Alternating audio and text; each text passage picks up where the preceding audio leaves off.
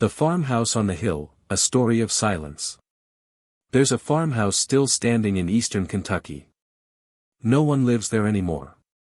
The windows are boarded up, and the front porch sags like a mouthful of missing teeth. But if you ask the older folks in town about it, they'll change the subject fast. They'll tell you it's condemned, dangerous. But that's not why they won't talk about it. They won't talk about it because of what happened inside those walls for nearly 100 years, because of what the Langston men did to their sisters. And because one of them finally said, no. This isn't folklore. This isn't legend. This is documented, recorded, whispered about in county courthouses, and faded marriage certificates that should never have been signed. The Langston family kept a secret that violated every natural law, every social boundary, every instinct we have as human beings. And they kept it going, generation after generation, like a curse written into their blood. Tonight, you're going to hear the full story, the one the town buried, the one that makes people uncomfortable at dinner tables when someone mentions that old farmhouse on the hill. You're going to learn how it started, why it continued, and how it finally ended. And I promise you, by the time we're done, you'll understand why some doors should stay closed. Hello everyone. Before we start, make sure to like and subscribe to the channel, and leave a comment with where you're from and what time you're watching. That way, YouTube will keep showing you stories just like this one.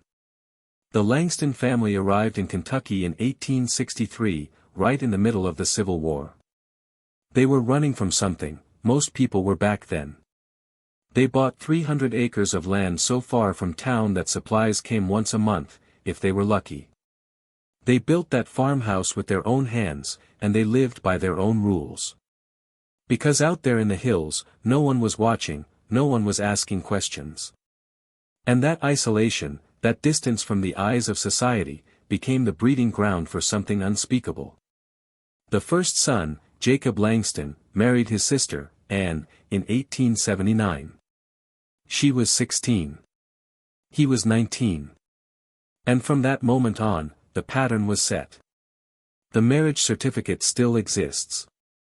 It's kept in a locked drawer in the county clerk's office, and they don't like to show it to researchers, but it's there, Jacob Langston and Anne Langston. Same last name before the wedding. Same parents listed on their birth records. The clerk who filed it knew. He had to have known. But in 1879, in a county where the Langstons owned more land than anyone else, where they paid their taxes in cash and kept to themselves, you didn't ask questions. You stamped the paper, and you moved on. And gave birth to 6 children in that farmhouse, 4 boys, 2 girls. The infant mortality rate was high back then, especially in rural areas, but all 6 of Anne's children survived. That was unusual. Some historians believe it's because the family had access to better nutrition and better shelter. Others believe it's because Anne fought like hell to keep them alive, knowing what was waiting for at least one of them. Because by the time her oldest son turned 17, the pattern continued. His name was Thomas, and the girl chosen for him was his sister, Mary. There are no records of resistance, no police reports, no letters to clergy, no desperate pleas hidden in attic floorboards. The family operated like a closed system, a sealed world where the rules inside the farmhouse were the only rules that mattered. Thomas married Mary in 1897. She was 15, he was 17. They had 5 children together, and the cycle repeated.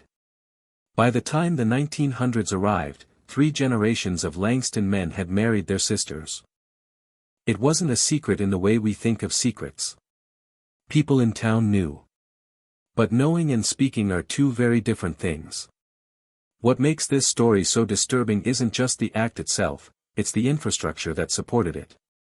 The silence, the complicity, the way an entire community saw what was happening and chose, consciously or not, to let it continue. Because the Langstons had money, they had land, they employed people.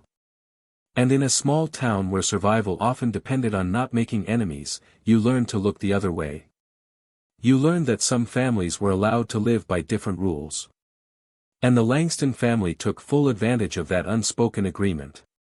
The farmhouse became a place where morality bent under the weight of isolation and power. And inside those walls, the children grew up knowing their future before they could understand what it meant. By 1923, the pattern had held for 3 generations. But something crucial happened during this time that explains how the cycle perpetuated itself. The Langston children weren't raised like other children. They were homeschooled, isolated, taught that their family was different, special. Even the outside world was painted as dangerous, corrupt, and impure. The farmhouse was safety. The family was everything. And most importantly, they were taught that what happened between brothers and sisters in the Langston family was not just acceptable, it was tradition, sacred. Even psychologists who have studied similar cases talk about something called normalization through isolation. When you grow up in an environment where the unthinkable is treated as normal, where there's no outside reference point, no other reality to compare it to, your moral compass calibrates to your surroundings. The Langston children didn't have friends from other families. They didn't attend public schools. They didn't go to church socials where they might have seen how other families functioned. Their entire understanding of human relationships was built inside that farmhouse, under the control of parents who had themselves been raised in the same system. The eldest son in each generation was groomed from childhood to accept his role. He was given more responsibility, more authority, more attention. He was told he would carry on the family name, the family legacy. And when the time came, usually around his 17th or 18th birthday, the transition happened with a kind of ceremonial weight. There would be a family dinner. The father would give a speech about duty, about bloodline, about keeping the family pure. And then the marriage would be arranged, not announced, arranged, because by that point, the son had been so thoroughly conditioned that resistance wasn't even a concept he could fully form in his mind.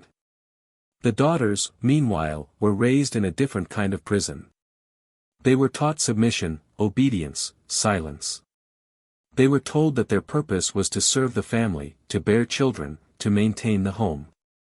The younger daughters, who weren't chosen for their brothers, often remained unmarried, living in the farmhouse their entire lives, helping to raise the next generation of children who would perpetuate the cycle. It was a closed loop, a self-sustaining system of abuse that fed on isolation and control. And for nearly 70 years, it worked, until 1947, when a boy named Daniel Langston was born, the boy who would eventually break the curse. Daniel Langston was born in 1947, the eldest son of Robert and Catherine Langston. Catherine was Robert's sister. By the time Daniel came into the world, the pattern had held for 4 complete generations. But 1947 was different than 1879. The world had changed. World War II had just ended. Soldiers were coming home with stories from places the Langstons had never seen. Radios were becoming common, even in rural areas. And most importantly, the government was starting to pay attention to things it had ignored before, things like education requirements, child welfare, and marriage laws. Daniel grew up aware of the outside world in a way his father and grandfather never had been. The farmhouse got electricity in 1952. They got a radio in 1954. And even though the family still controlled what Daniel heard and saw, cracks were forming in the isolation. He heard news broadcasts. He heard music. He heard stories about people who lived differently, loved differently, chose differently. And something in him began to question what he'd been taught. He had 3 sisters. The oldest, Ruth, was 2 years younger than him. From the time Daniel turned 14, there were whispers in the house, glances between his parents, conversations that stopped when he entered the room. He knew what was coming. He'd seen it happen to his father, heard stories about his grandfather and great-grandfather. The pattern was like a weight hanging over him, growing heavier every year. But unlike the men before him, Daniel had something they didn't have: doubt. That small, persistent voice that said, "This isn't right. This isn't normal. This isn't what I want." When Daniel was 16, a county social worker came to the farmhouse. It was routine, part of a new state program checking on homeschooled children. The visit lasted 20 minutes. The social worker asked Daniel a few questions, looked at his schoolwork, and left. But in those 20 minutes, Daniel had contact with someone from outside the family who treated him like a person, not a piece of the Langston legacy. She asked him what he wanted to be when he grew up. No one had ever asked him that before. Because in the Langston family, your future was already decided. You didn't want, you obeyed. But that question planted something in Daniel's mind, a possibility. The idea that maybe, just maybe, there was a door he could walk through, a way out. Daniel turned 18 in 1965. His sister, Ruth, was 16. The family gathered around the dinner table on a cold February night, and Daniel's father stood up to give the speech. The same speech his father had given him, the same speech that had been given for nearly a century, about duty, about bloodline, about keeping the family strong and pure, about the marriage that would take place in 3 months after Ruth's 17th birthday. Daniel sat there, hands folded in his lap, listening to words that felt like stones dropping into his stomach. And when his father finished and looked at him, waiting for acceptance, waiting for the nod that every Langston son had given before him, Daniel spoke. He said, "No." The silence that followed was absolute. His mother's fork clattered against her plate. His younger sisters stared at him like he'd spoken in a foreign language. His father's face went white, then red. No one in living memory had refused. No one had even considered refusing. The word itself felt like blasphemy in that room. Daniel's father demanded an explanation. Daniel told him he wouldn't marry Ruth. He wouldn't continue the pattern. He said it was wrong. That word, wrong, landed like a gunshot. Because in the Langston family, what they did wasn't wrong. It was tradition. It was survival. It was identity. And Daniel had just called all of it into question. What happened next was not a calm conversation, it was an eruption. Daniel's father raged. He threatened. He told Daniel he would be disowned, disinherited, cast out with nothing. Daniel's mother wept. She begged him to reconsider, told him he was destroying the family, betraying everything their ancestors had built. But Daniel had made his decision. He'd spent 2 years planning this moment. He had $73 hidden in his room. He had a contact in town, a man who'd offered him work at a sawmill. And he had something none of the Langston men before him had possessed, the belief that life outside the farmhouse was possible. If you're still watching, you're already braver than most. Tell us in the comments, what would you have done if this was your bloodline? Daniel left that night. He walked out of the farmhouse with nothing but the clothes on his back and the money in his pocket. He didn't say goodbye to Ruth. He couldn't.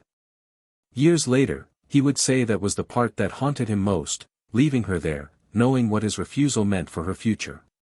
But he also knew that if he stayed, if he gave in, the curse would continue through him. His children would inherit it, and he couldn't live with that.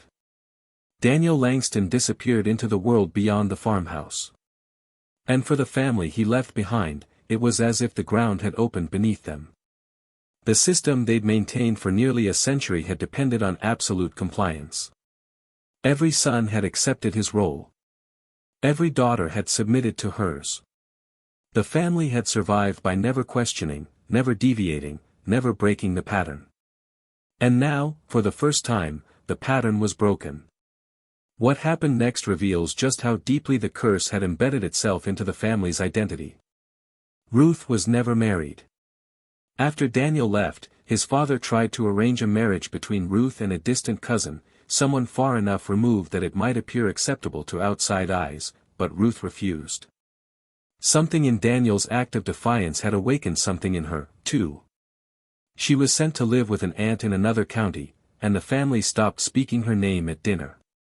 She died in 1998, unmarried, childless, carrying the weight of that night with her for 33 years. In her later years, she told a social worker that Daniel had saved her. Even though he'd never come back for her, he'd shown her that refusal was possible, that the curse could be broken. Daniel's father never recovered from the humiliation. In a community where reputation was everything, where the Langston name had commanded respect through silence and fear, his son's rejection was a public wound. He withdrew from what little social contact the family maintained. The farmhouse became even more isolated. His two younger daughters grew up in a home filled with bitterness and rage, a place where Daniel's name was forbidden and his photograph was burned. When his father died in 1981, the obituary listed 3 children. Daniel was not among them. He had been erased. But Daniel's choice had consequences beyond his immediate family. Word spread. In a town where everyone knew everyone's business, even a business no one talked about, people began asking questions. Why did the eldest Langston boy run away?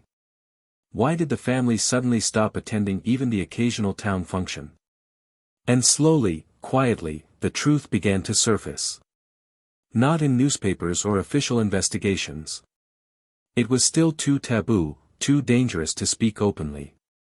But in whispers, in conversations behind closed doors, in the way people started looking at the Langston family differently. The protection that silence had provided for generations began to crumble. And with it, the family's power began to fade. Daniel Langston lived the rest of his life under a different name. He moved 3 states away, worked in construction, and married a woman he met at a diner in 1968. They had 2 children. He never told his wife about the farmhouse, about what his family had expected him to do, about the sister he'd left behind. He carried it alone, the way survivors of unthinkable things often do. It wasn't until 2003, when a graduate student researching genealogical anomalies in Appalachian communities stumbled across marriage records in that Kentucky county, that the full scope of the Langston family history began to come to light. The researcher found pattern after pattern, same surnames before and after marriage, siblings listed as spouses, birth records that revealed genetic relationships the marriage certificates tried to hide. She brought her findings to a professor, who brought them to a historian, who eventually published a carefully worded paper about intermarriage in isolated communities. The Langston name was changed in the publication, but people in that Kentucky town knew exactly which family was being discussed.